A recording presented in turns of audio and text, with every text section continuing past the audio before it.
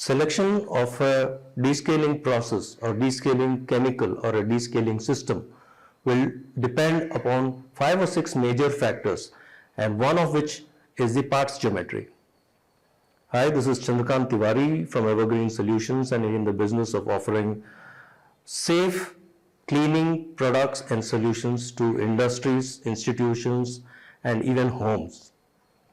Now, parts geometry means whether the part is like a pipe which is inside and you have limescale deposits that are taking place inside, or it could be rust, or it could be heat. It could also be a part like an engineering code where any form of scaling that has taken place is on top of it. So part geometry will decide which technology you're going to use and how much you will need to change in terms of a process from one to another. The second very important part is the age dependency. A part that has recently been scaled, maybe something like a tube or something like a heat exchanger, will differ from part that has been scaled for a long period of time, something that is for maybe years. So that though the part has been the same, the technology will vary depending upon how much of scale deposit has taken place and what is the age of the particular scale. Again, scale could be a line scale, it could be a heat scale, it could also be a form of rusting that has taken place on the surface. The third and very important criteria is the MOC dependency, or material of construction. When a part is made of PVC or rubber or maybe some soft metal, it is totally different from something that is like stainless steel, aluminum, or a plastic. Scales can take place anywhere.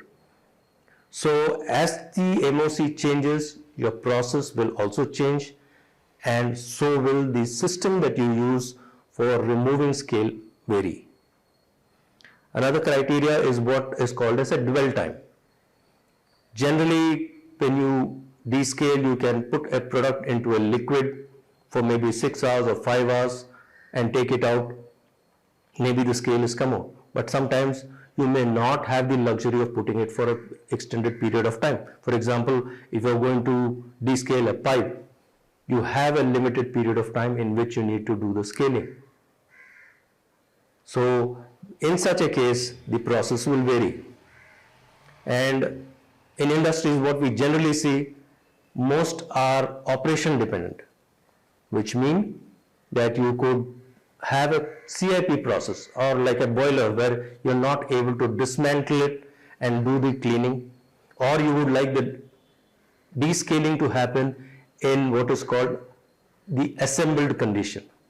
But there are other issues where you can try and solve the same problem by dismantling a product, maybe like a pump, maybe like a engineering good, maybe like a part of an automotive.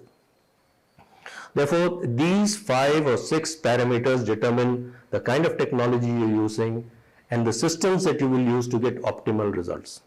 Remember, we are talking about safe descaling systems, which mean any suggestions that we offer you would probably be something that is environmentally friendly, which meets various compliance requirements, and at the same time improves your process efficiency.